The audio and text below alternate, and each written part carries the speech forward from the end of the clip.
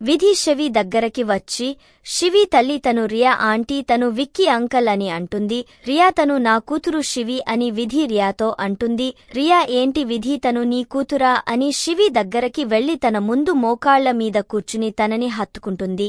మరియు తన ముఖం మీద చేయి పెట్టి, విధి నీ కూతురు చాలా క్యూట్గా ఉంది, అచ్చం బేబీ డాల్లా ఉంది. అప్పుడే అక్కడికి శివాయ్ వస్తాడు. విధి అంటుంది, రియా తను నా కొడుకు శివాయ్ వీళ్ళిద్దరూ కవల పిల్లలు అని అంటుంది.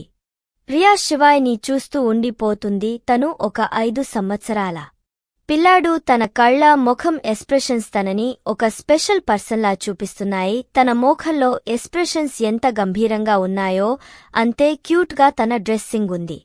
రియా శివాయ్ ని చూస్తూ ఉండిపోయింది.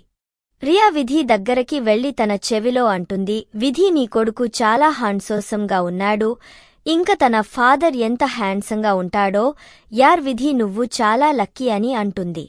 రియా మాటలు విని విధి ఒక ఫేక్ స్మైల్ చేస్తుంది మరియు తన కళ్లలో ఎప్పటికీ తగ్గపోని ద్వేషం కనిపిస్తుంది. రియా ఎగ్జైట్మెంట్లో విధి ముఖం చూడదు. రియా శివాయ్ దగ్గరకి వెళ్లి హాయ్ శివాయ్ అని అంటుంది. రియా ఏదైనా మాట్లాడే లోపే శివాయ్ అంటాడు, మీరు రియా ఆంటీ కదా, మోమ్ కాలేజ్ ఫ్రెండ్ అని చాలా పొలైట్గా మిమ్మల్ని కలిసి చాలా సంతోషంగా ఉంది రియా ఆంటీ అని అంటాడు.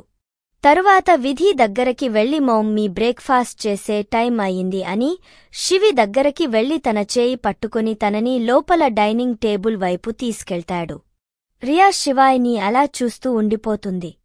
రియా విధి దగ్గరకి వచ్చి, డోరేమోన్ నిజం చెప్పు, ఇలాంటి పిల్లలు ఎలా పుడతారు, బోత్ ఆర్ పర్ఫెక్ట్, ఎంత క్యూట్గా ఉన్నారో, అంతే ఇంటెలిజెంట్ అండ్ మంచిగా ఉన్నారు, ఇన్ని క్వాలిటీలు కేక్ ఫ్లేవర్లో కూడా ఉండవు, అన్ని క్వాలిటీలు నీ పిల్లల్లో ఉన్నాయి అని రియా విధి వైపు చూస్తూ అంటుంది.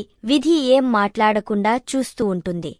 రియా విక్కీ దగ్గరకి వెళ్లి, విక్కీ మనం త్వరగా పెళ్లి చేసుకుని ఒక అమ్మాయిని కందాం, ఎందుకంటే శివాయ్ని నేను నా అల్లుడిని చేసుకోవాలి, అంత హ్యాండ్సమ్ అబ్బాయిని నేను నా చేతిలో నుంచి వెళ్లనివ్వను అని అంటుంది. విక్కీ అప్పటి నుండి ఇదంతా చూస్తూ ఉంటాడు. విక్కీ రియా మాటలకి తన సెన్స్ లోకి వస్తాడు. విక్కీ విధి దగ్గరకి వచ్చి తన చేయి పట్టుకుని తనని ఒక సైడ్కి తీసుకెళ్తాడు. విక్కీ విధిని చెంప దెబ్బ కొడతాడు. ఆ సౌండ్ విని ఆస్థా కూడా బయటకి వస్తుంది. ఆస్థా విధి దగ్గరకి వస్తుంటే విధి తన చేయి చూపించి ఆస్థాని ఆపుతుంది. అప్పుడు రియా అంటుంది, విక్కీ నువ్వు ఏం చేస్తున్నావ్, రియా మీద ఎందుకు చేయి చేసుకున్నావని అంటుంది.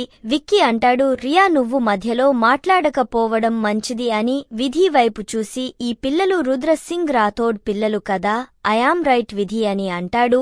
విధి అంటుంది, లేదు వీళ్లు కేవలం నా పిల్లలు, వాళ్లు నా ఫ్యామిలీ, నేను వాళ్ల ఫ్యామిలీ అని అంటుంది.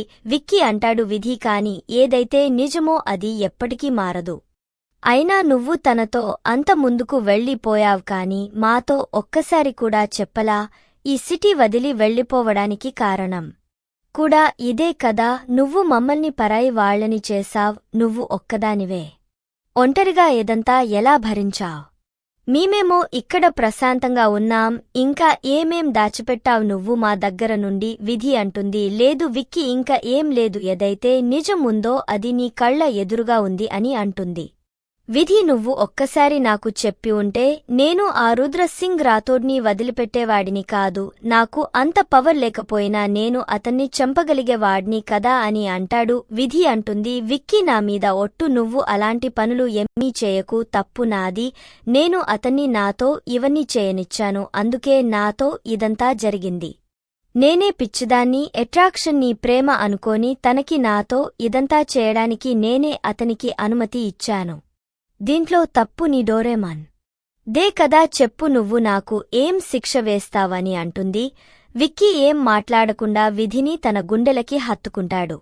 విధి అంటుంది, నన్ను క్షమించండి విక్కీ, నేను మిమ్మల్ని చాలా బాధ పెట్టాను అని అంటుంది. విక్కీ నిన్ను ఒక్క షరతు మీద క్షమిస్తాను, నువ్వు ఎప్పుడూ మా దగ్గర ఏం దాచకూడదు, అలాగే ఇంకెప్పుడు మా దగ్గర నుండి దూరంగా వెళ్లడానికి ప్రయత్నించుకు అని అంటాడు. విధి అలానే అని అంటుంది.